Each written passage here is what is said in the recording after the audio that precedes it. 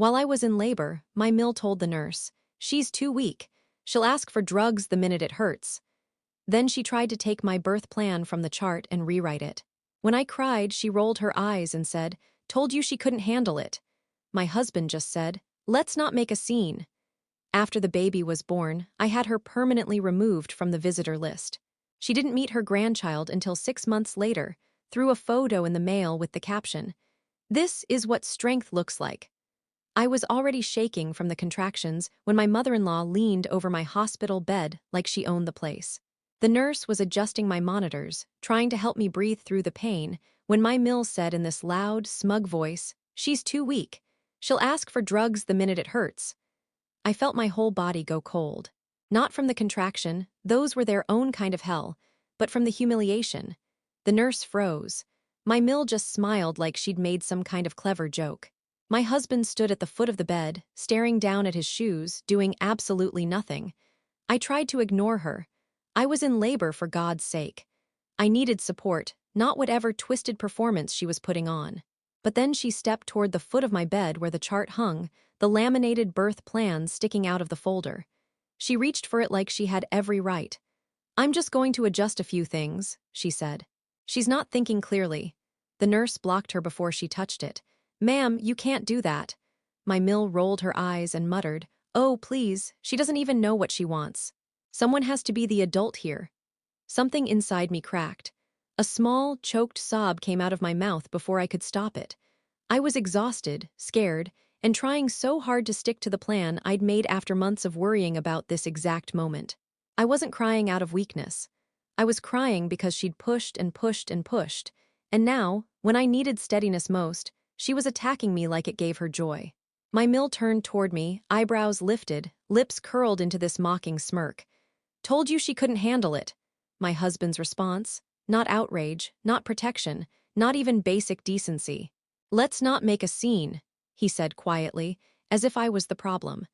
As if his mother hadn't just tried to literally rewrite my medical preferences during labor. I looked at him, and for the first time since we'd gotten married, I felt something sharp and unfamiliar cut through the love, something like betrayal, something like dread. Another contraction hit, ripping up my spine.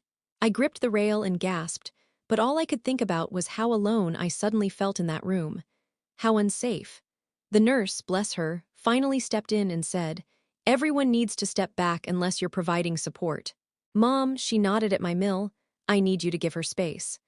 My mill huffed dramatically, but stepped back a few inches, crossing her arms like a scolded child. My husband avoided eye contact with me completely. Hours later, after everything that followed, after the pushing, the fear, the exhaustion, the final, painful surge that brought my daughter into the world, I made a decision. Before I even held my baby, before the placenta was delivered, before I could process the fact that I'd just become a mother, I told the nurse, "Please remove her from the visitor list." Permanently?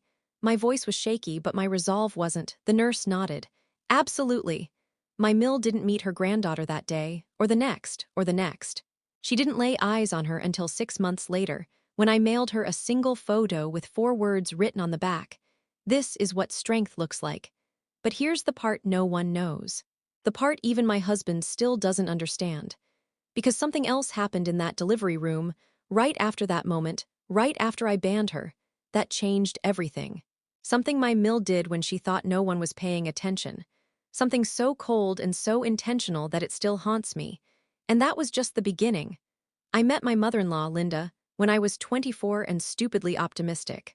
My husband, Mark, and I had only been dating for a few months when he brought me to her house in Chandler, Arizona. I remember thinking her place looked like a staged model home, everything beige, everything spotless, everything arranged like no one actually lived there. Even the air smelled controlled, like the kind of lavender spray you buy in bulk. Linda opened the door, looked me up and down, and smiled without showing her teeth. "So this is the girl," she said. "Not your girlfriend, not my name, the girl." Like I was a temporary inconvenience, I laughed it off. Back then, I laughed everything off. Mark warned me that she was a little intense, but he said it the way people say a thunderstorm is a little wet. He never pushed back on anything she did, even when she talked over him, corrected him, or made these little jokes that were really just insults dressed up with a tight smile. I told myself everyone had quirks. Everyone had complicated families. I didn't want to be dramatic, but once we got engaged, her quirks escalated. She insisted on approving the wedding dress. She offered, not kindly, to rewrite our vows because mine were too emotional. She corrected me on small things constantly. How I set a table, how I organized my fridge, even how I phrased texts to Mark. When we bought our house, she showed up unannounced with a list titled "Things You Will Keep Clean If You Ever Want Children." I wish I was exaggerating. Still, I kept trying. I bent myself into shapes that were nowhere close to who I was just to avoid conflict. I wanted to make this family work. I wanted to believe she'd warm up to me eventually. I wanted peace more than pride. That's how she got away with so much. But the real cracks started showing when I got pregnant. The minute the test turned positive, she acted like the baby was hers. She'd call Mark every morning to ask about her grandbaby, like I wasn't even part of the equation. When we announced the pregnancy, she immediately told people, "We're having a baby," like she'd contributed something other than stress. At first, I chalked it up to excitement, but then she started crossing lines I couldn't ignore. She criticized every food I put in my mouth. She told me my prenatal vitamins were low quality and tried to replace them with some brand she swore by. She tried multiple times to get my OBS number from Mark, and when I made the birth plan, she demanded to review it, as if it were a contract she needed to approve. I told her no. Firmly, repeatedly, she acted like I'd slapped her. Mark wasn't much better. He'd say things like, "You know how she is," or "Just let her feel included." I think he genuinely believed keeping her calm was more important than keeping me safe. Or maybe he just didn't want to deal with the fallout. His whole life had been built around not setting her off. But even then, even with all those red flags, nothing prepared me for how she acted in the delivery room. Nothing prepared me for the contempt in her voice. The way she tried to take control from me in the most vulnerable moment of my entire life. And at the time, I thought that was the worst thing she'd ever done. I didn't know that the real betrayal, the one that would make my stomach drop for months, was already in motion, hidden behind a small, quiet act she committed in that same hospital room. I just hadn't discovered it yet. By the time I hit my third trimester, I was already bracing myself for the delivery room showdown I knew was coming. What I didn't expect was how much worse things would get in the weeks leading up to it. Linda became obsessed, there's no softer word for it, with inserting herself into every part of my pregnancy. She started showing up at our house too, sometimes 3 times a week, letting herself in with the spare key Mark had given her years ago. She'd walk straight into the kitchen, poking around my pantry like an inspector. One afternoon, she pulled out a box of cereal and read the ingredients like she was searching for poison. Then she looked at me and said, "This is why you're gaining too much weight." I wasn't. My OB literally told me I was right on track. Mark just said, "Mom, stop," in that useless, soft tone he used when he wanted to act like he was defending me without actually doing anything. I begged him to take the key back. He refused. He didn't want to deal with the drama. The tension in our house grew so thick I could feel it like humidity on my skin. Every time I heard a door close, I jumped. Every time my phone buzzed, I checked to see if it was her. I stopped cooking anything with carbs just so she couldn't weaponize it later. I hated how small she was making me feel, but I didn't know how to fight someone who was so convinced she had authority over my life. Then came the baby shower. It was supposed to be small, 15 women from work and a few neighbors. Linda insisted on coming even though she wasn't invited. She arrived wearing this pale blue suit like she thought it was her christening day. She spent the whole time criticizing gifts in a voice everyone could hear. "This one is too cheap. That's not the brand I told her to get. You don't need that, you need the version I bought." She kept correcting people when they called me Mama for the first time. "She's not a mother yet," she said more than once. "Let's not get ahead of ourselves." The room went silent every time. When she left, my coworker whispered, "I've never seen anything like that." I forced a smile. I didn't want to cry in front of anyone, but the escalation didn't stop there. 2 weeks before my due date, I found out Linda had called my OB's office pretending to be me. She wanted access to my medical information so she could make informed decisions. The nurse refused and notified me immediately. Mark tried to downplay it. "She probably didn't think it was a big deal," he said. "It's a federal crime," I snapped. That finally shut him up. But even then, even with everything she'd done, Mark still wouldn't set boundaries. He insisted she be in the delivery room because she's excited and it'll mean a lot to her. I told him no. He guilted me until I said fine, but she was only allowed if she behaved. Of course, she didn't. The second we walked into that hospital, she acted like she was the one giving birth. She told the staff she'd be helping make decisions. She tried to take my bag to check for anything unnecessary. And when the contractions intensified, she gave me these pitying looks like I was embarrassing her. I thought the worst part would be the humiliation. I thought the climax of her cruelty would be her comments, or her attempt to rewrite my birth plan, or the way she smirked when I cried. But I was wrong. Because while I was focused on the physical pain, on staying alive through the contractions, Linda did something behind my back, quietly, deliberately, that would come back to destroy the little trust I still had in my husband and in my own safety. Something I wouldn't discover until days later. I didn't find out what Linda had done until 3 days after I gave birth. At that point, I was a wreck, bleeding, exhausted, stitched, and trying to breastfeed while my hormones crashed like waves in a storm. The hospital room was quiet, finally, since I'd banned Linda. Mark was scrolling on his phone, pretending he didn't notice I hadn't spoken to him since the incident. A nurse I hadn't met before came in during shift change. She was older, warm, the kind of woman who made you feel safe without even trying. She checked my vitals, looked over the chart, and then paused. "Glad everything worked out," she said. "We don't usually override a family member's request without confirmation, but in this case it was obvious something wasn't right." My stomach dropped. "Whose request?" She blinked. "Your mother-in-law's." I froze. "What request?" The nurse sighed, like she immediately realized she'd stepped into something messy. "She tried to change your birth plan earlier in the day, hours before you delivered. Not the little stuff, either. The major stuff." My mouth went dry. "What major stuff?"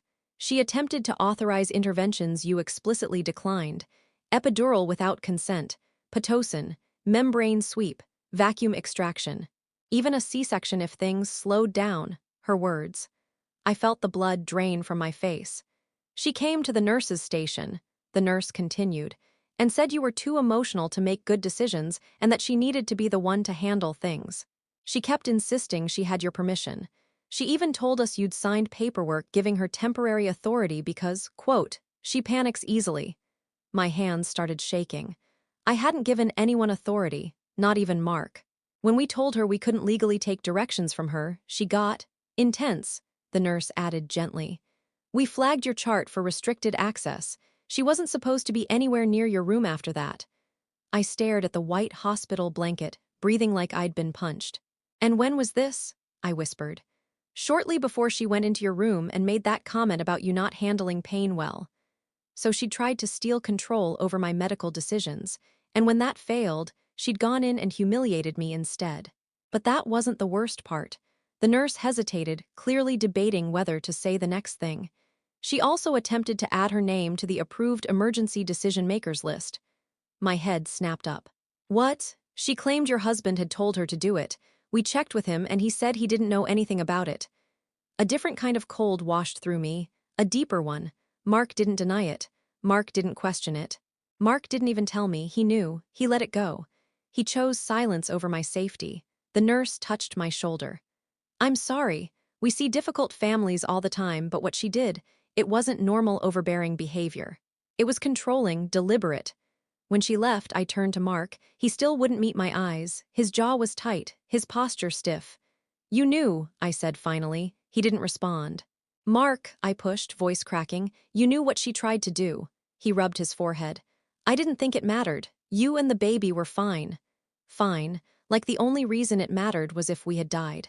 Something snapped inside me, not loud, not violent.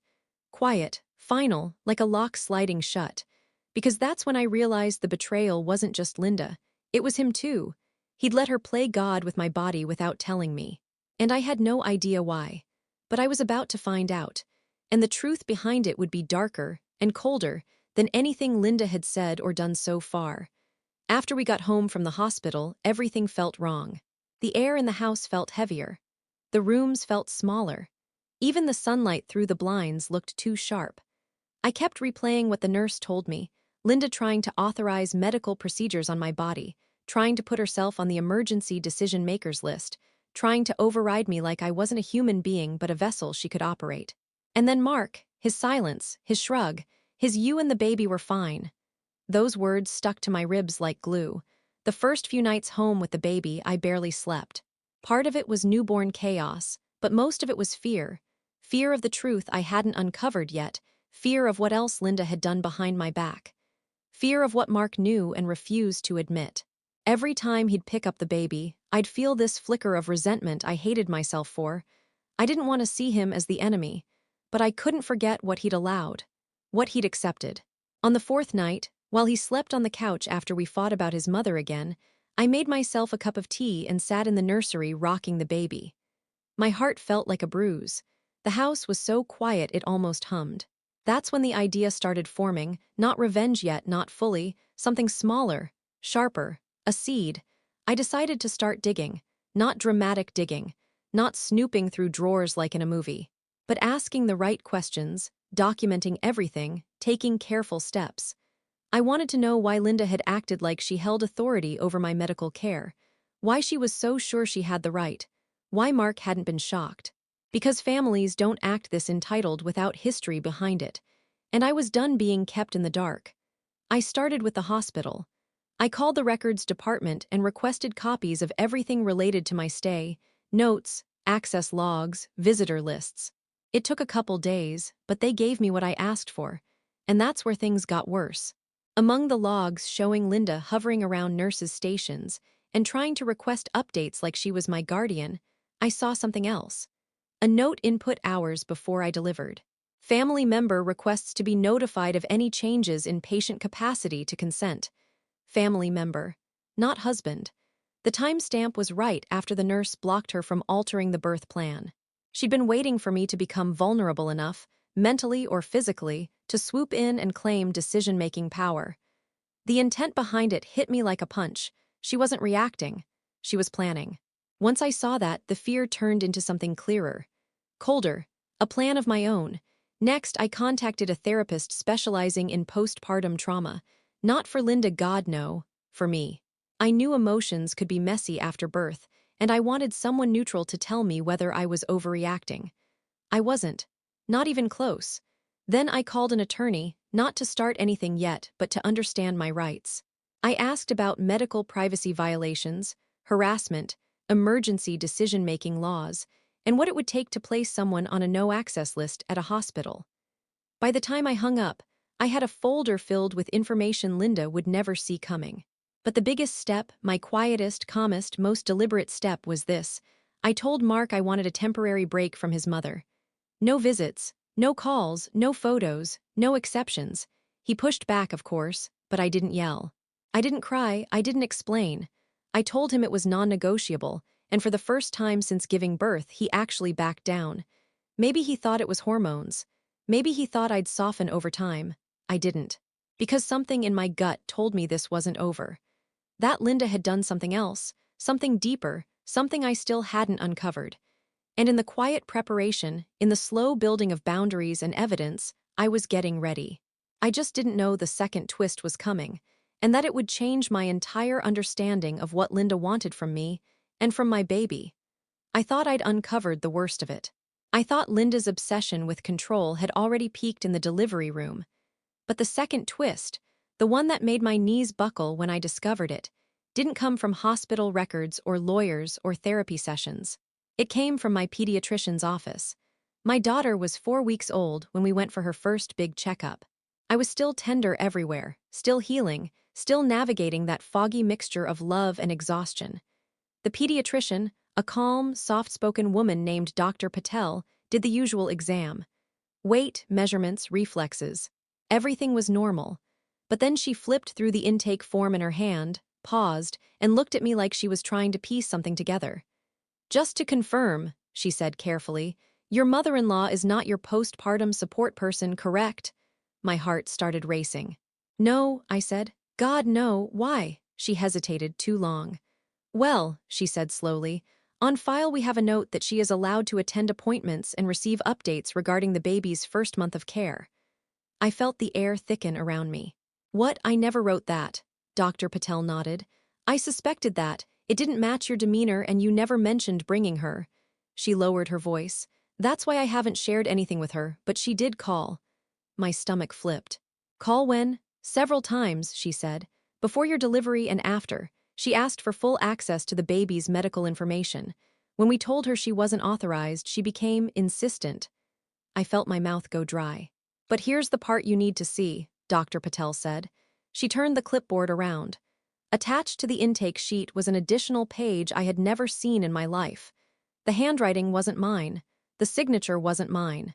And the email listed at the bottom, an email supposedly belonging to me, was one I didn't recognize. My mill had forged paperwork at my baby's pediatrician's office. And the worst part, the date on the form was the same day I'd been laboring in the hospital. While I was writhing in pain, sweating, crying, trying to bring a human being into the world, she had left the hospital. Not for food, not for rest, not even to calm down.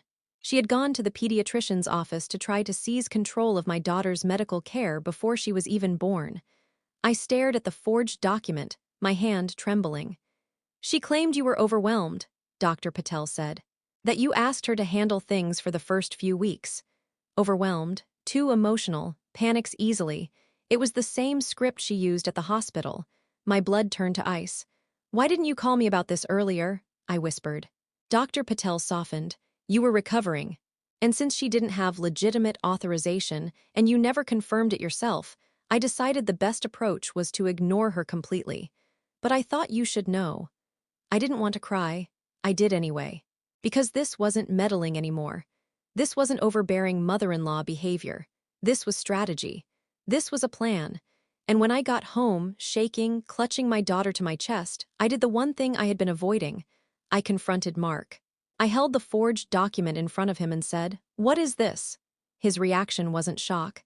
It wasn't confusion. It wasn't even anger. It was fear. Real, visible fear flickered across his face. And that's when everything shifted. Because if he didn't know about the forged paperwork, he knew something. Something he'd been hiding. Something Linda had been building toward. Something that explained why she acted like she had a claim over my pregnancy, my body, my baby. And when the truth finally came out, when I learned why Linda had done all of this, it didn't just chill me. It hollowed me out. Mark didn't speak at first. He just sat on the edge of the bed, elbows on his knees, staring at the floor like a man waiting for a verdict he already knew was coming. I held the forged pediatrician form in my hand, my voice raw. "Tell me what you're hiding." He didn't look up. "She wasn't supposed to do this," he muttered. "Not like this. Not like this," I snapped. "She forged medical documents for our daughter." His shoulders tensed. For a moment, I thought he might deny everything again, the way he always did when it involved his mother. But then something in him broke. His breath hitched. He lifted his hands to his face and exhaled shakily. "She thinks," he said quietly, "that you're going to leave me." The room went still. "What?" "She thinks you're going to take the baby and leave. That you've been planning it." I stared at him like he'd lost his mind. "Where the hell would she get that from?" He swallowed, hard. "From my dad." That name hit me like cold water. Mark never talked about his father. The man was a ghost, gone since Mark was 10, mentioned only in clipped sentences. All I knew was that the divorce had been ugly. "She said my dad left her the same way," Mark whispered. "That she didn't see it coming. That one day he was just gone, took what he wanted and disappeared." I shook my head. "What does that have to do with me?" He finally looked up at me, eyes red, voice cracking. "She thinks you're like him. She thinks strong women don't stay, that they take advantage of weaker men." I flinched. "So she thinks you're weak." He shut his eyes, said nothing. But the silence answered for him. Linda didn't just hate me. She feared me, feared what she believed I represented. A woman who could take her son. A woman who could leave. A woman who could make choices independent of her influence. And suddenly every moment with her snapped into place. The controlling, the comments about strength and weakness, the obsession with my pregnancy, the push to get medical authority, the forged documents. This wasn't about excitement. This wasn't about a difficult personality. This wasn't even about me personally. It was about her terror of losing control over Mark. Control she'd maintained his entire life by convincing him he would be abandoned if he didn't let her dictate everything. What does this have to do with my medical decisions? I demanded. Mark's face twisted. He looked sick. She said, if you had complications during birth, if you were sedated or unable to decide, she'd make sure everything was handled. That she'd protect the baby from sudden upheaval. He swallowed again. She said she needed to be in a position to make decisions because she couldn't risk you checking out the way my dad did. My blood ran cold. Linda didn't believe in incompetence, or emergencies, or panic. She believed that if I ever had a moment of vulnerability, she could step in and become the authority, so if I ever left, she'd be the one holding the reins. She wanted legal and medical positioning, not for my safety, but to secure her claim. Mark, I whispered, she tried to replace me. He didn't argue, he didn't defend her, he just broke. She told me, he said, voice barely there, that once a woman becomes a mother, she starts to resent the father. His eyes filled. She said you'd get bored, that you'd realize you deserve someone stronger, that you'd take the baby and I'd never see her again. I stepped back like he'd hit me, because that wasn't fear talking, that was indoctrination. That was decades of psychological conditioning Linda had carved into him. It wasn't just cruelty. It wasn't just control. It was a worldview built on possession, abandonment, and paranoia, and she'd almost used it to take my child. A cold, steady realization settled in my chest. This was never going to stop on its own. And now that I understood her reasoning, cold, selfish, delusional, I knew exactly what I had to do next. I didn't scream. I didn't throw anything. I didn't even argue with Mark after he confessed everything. I just stood there in the doorway of our bedroom, holding that forged pediatrician form between two fingers like it was toxic, and I felt something settle inside me. Not rage, not panic. Clarity. Because now that I understood Linda's reasoning, her warped fear, her obsession with control, her willingness to override my bodily autonomy and forge documents for my newborn, there was no coming back from it. No setting boundaries. No cooling off period. No we'll try again later. She had crossed into territory I couldn't forgive. And Mark had enabled it, so I made a new plan, a quiet one, a steady one, a legally airtight one. And this time I wasn't the one who would be blindsided. The first step was simple: documentation. I collected everything: the forged pediatrician form, the hospital access logs, the note about changes in patient capacity to consent, the recordings of her voicemails, the text where she claimed I was mentally unstable during pregnancy, and screenshots of her comments about protecting the baby from sudden life changes. I didn't need them for court. I needed them for truth, because I knew the day would come when Mark would try to minimize this again. Not anymore. The second step was therapy, individual for me, and then couples counseling. Not to fix the marriage, but to force Mark to say out loud, in front of someone objective, what he'd allowed his mother to do. I watched him crumble when the therapist asked, "Do you understand that your mother tried to gain medical authority over your wife and newborn without consent?" He said yes. Finally, but understanding doesn't equal repair. The third step was the hardest. I told Mark I needed space. Real space. Not a night, not a weekend. A separation. He broke down, begged, promised he'd cut his mother off completely. Told me he didn't want to be like his dad. I believed that. I just didn't believe he could undo decades of conditioning overnight. So I packed a few bags, took the baby, and stayed with my sister in Mesa. Not permanently, but long enough to breathe. Long enough for Mark to learn what consequences felt like. He wasn't banned from seeing our daughter. He visited every day. And slowly, painfully, he started telling the truth to himself and then to me. He admitted he'd been afraid of Linda his whole life. He admitted she'd taught him that love could be taken away without warning. He admitted he thought letting her take control would keep the peace. And he admitted he'd put me at risk because he didn't know how to defy her. That was the turning point, not forgiveness, but accountability. While he worked on his end, I handled mine. I filed a formal, do not permit contact, order with both the hospital and our pediatrician's office. It wasn't a legal restraining order, it was a medical privacy block, completely within my rights. I sent Linda one letter. Just one.